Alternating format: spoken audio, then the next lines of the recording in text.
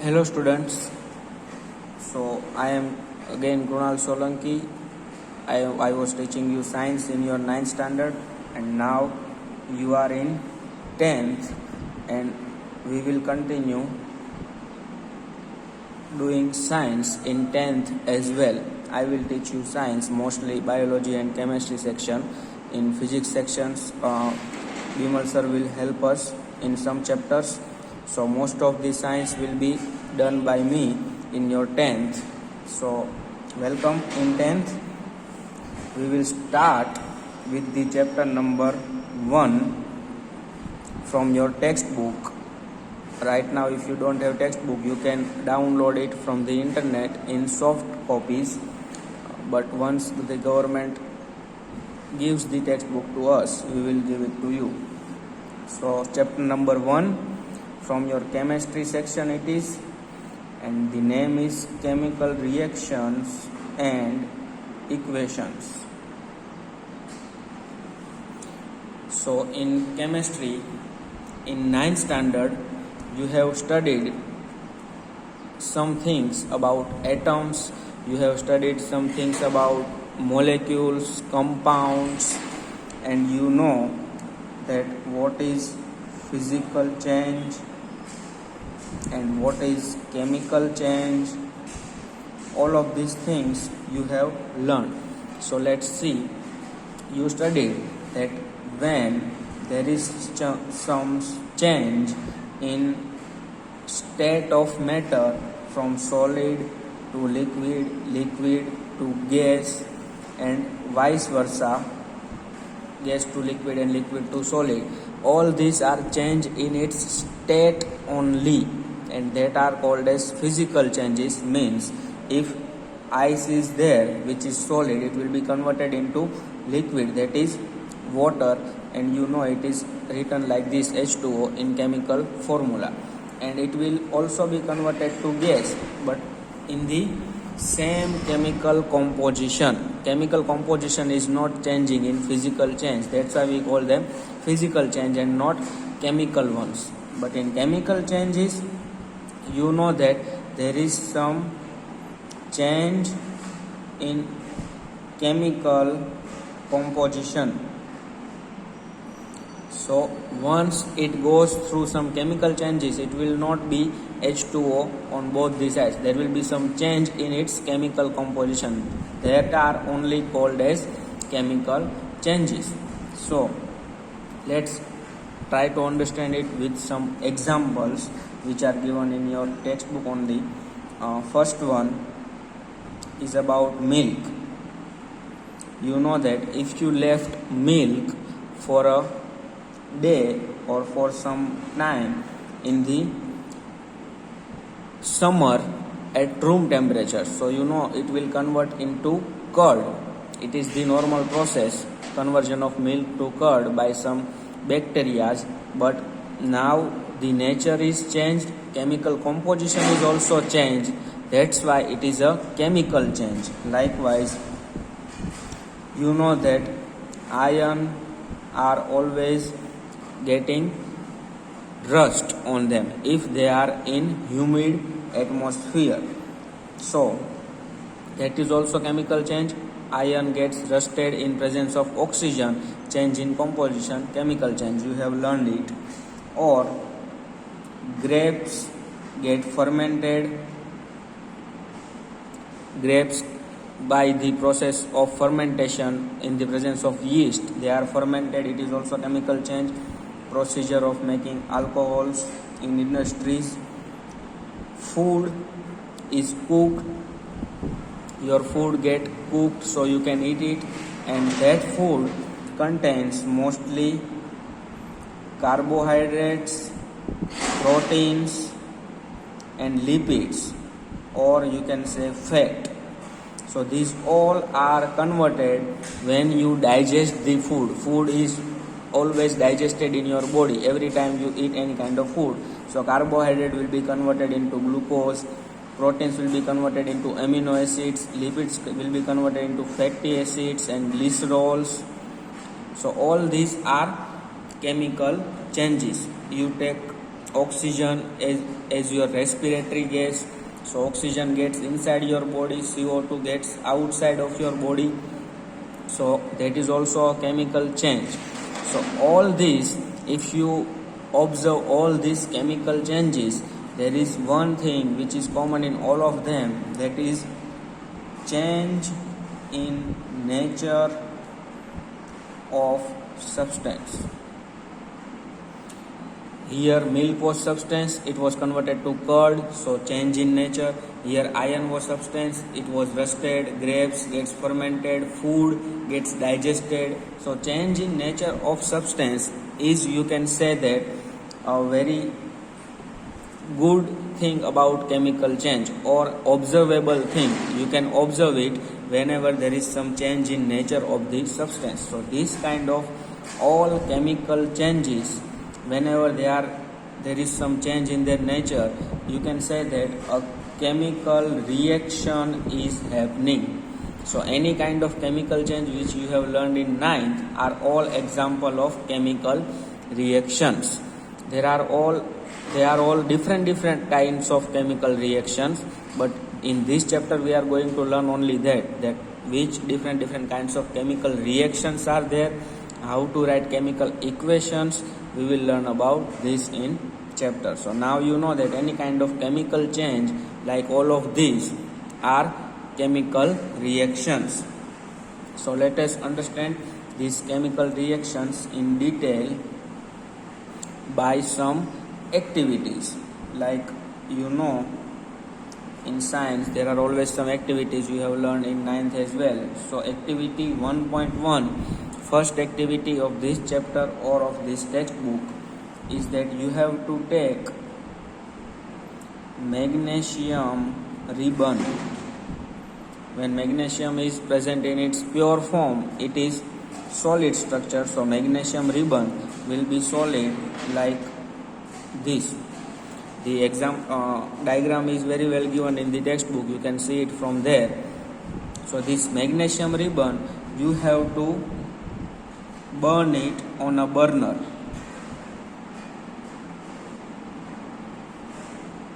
You have to give heat to this magnesium ribbon on a burner. You have to burn it, and you will observe that it will be converted into ashes. The left part, when anything burns, you know that is ash.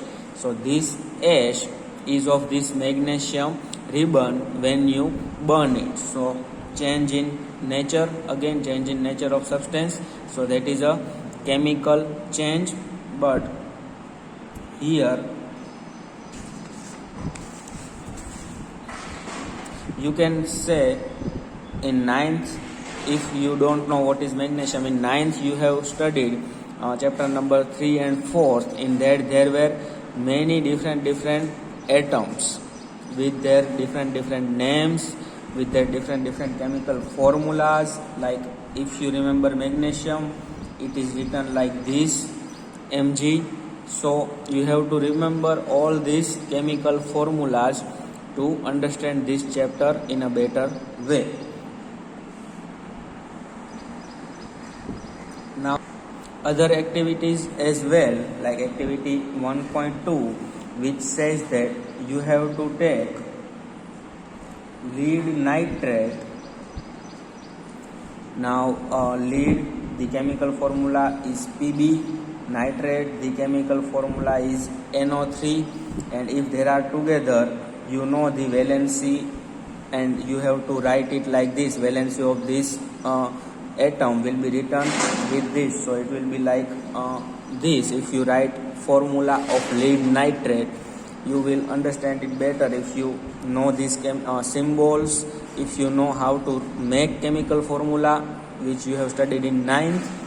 So you have to take lead nitrate solution in a test tube, and you have to add. So add means we are adding in lead nitrate something which is potassium iodide. So if you remember again chemical formula, it will be written like potassium, which is chemical symbol is K, and iodide chemical symbol is I. So you have to add potassium iodide into lead nitrate solution in a test tube. So this will make some reactions which will be like lead will be react with the iodide and potassium will be react with nitrate. So you will be having products like this. So this is a chemical reaction as well, but here what we are trying to say is that in first activity there was change in nature. Magnesium was solid, it was converted into ashes, change in shape, change in texture. Here if you perform this reaction in laboratory, here you will see that after this reaction this substance will form some yellow solid. So again change in nature. First it was solution and this was solid. Here you have yellow solid. Solution was first colorless, but now you have yellow solid. So change in color you have observed in activity 2. So first in activity first you have learned change in state. Its state was changed. In second you have learned change in color. Color was changed after the reaction. Now there is also another activity, activity 1.3, in which you have to take a conical flask. You have to have some zinc granules, zinc, which is chemical symbol is Zn, and you have to add some acid, which is either you can use sulfuric acid, which symbol is H2SO4, either you can add hydrochloric acid, which symbol is HCl. Both are containing hydrogen, that's why you can add any of them. So in this reaction you will observe that hydrogen gas, you have to close it from the above. So here hydrogen gas will be produced. If you add sulfuric acid or hydrochloric acid into the zinc granules, hydrogen gas will be produced. So here there is some evolution of gas or production of gas. Gas is being produced. So in first activity change in state, second activity change in color, third activity evolution of gas. Likewise you can also see some reactions in which there is some change in temperature, because when you add hydrochloric acid or sulfuric acid into zinc granules, and if you touch this conical flask from outside like this, you can feel the heat. There is always some heat when acid reacts with some metals, so there is change in temperature. So all these things happens whenever there is some kind of chemical reactions. So in chemical reactions you can say that if there is some change in state, change in color, evolution of some gas or change in temperature, you can say that there was some chemical reaction happened. So this is example of, these all are example of chemical reactions. Now our next topic is chemical equations. So to write chemical equation you must learn the symbol of all the atoms which were present in 9th, and some of them will be added in the 10th. So again, chemical equation, what are chemical equations? So in the first activity magnesium ribbon was burned to ashes and it produced magnesium oxide, because whenever there is some burning you know that always oxygen is used. So oxygen will be present in the ash with reacted with the magnesium. So first it was magnesium ribbon converted to ashes, but if you write it in the words there would be a long sentence, so you can just write it in a chemical equation form, so it will be easy to write as well as easy to understand that what was happened in that reaction. Like here you can write that magnesium ribbon was there, so magnesium plus you were burning it and in presence of oxygen, because there is always oxygen in air. So magnesium and oxygen both are added to form magnesium oxide. So this is chemical equation using words, not symbols, using only words. That is magnesium plus oxygen gives magnesium oxide. Now magnesium and oxygen both were our reactants, means the substances which are going to react. So these are reactants and this magnesium oxide is our product. So when you are writing chemical equation, there are some rules, like reactants will always be written on left hand side and products will always be written on right hand side. When there are more than one reactant, there will be some plus sign between them. If there is 3 reactant, again plus sign, again plus. So in reactants there is some plus sign. Likewise, if there are more than one product, you can also use plus sign on right hand side. And this arrow, this indicate the path of reaction, means reaction is taking place in this way, from magnesium plus oxygen to magnesium oxide. So this is the way to write any kind of chemical equation. But is there any shorter way to write it? Like when you wrote this last chemical reaction, it was whole word written magnesium plus oxygen. But you know their symbols from previous classes that magnesium is written as Mg. So if only this much is written, you can say that this is magnesium. No need to write the whole word. So this is the shorter format, magnesium plus O2. You know that oxygen is present always in this form in our atmosphere, so O2 you write. And on the other hand, you have magnesium oxide. This formula is also present in your 9th textbook. So magnesium oxide is MgO, this is Mg magnesium, and this is oxygen O2. So you can write it in this shorter way by using only chemical symbols. So this is the shortest way to write any kind of chemical equation. So when there is some chemical reaction is happening, you can write it in this kind of equation. And by this only you can understand what is happening. No need to explain whole things. Now, if you count the number of atom,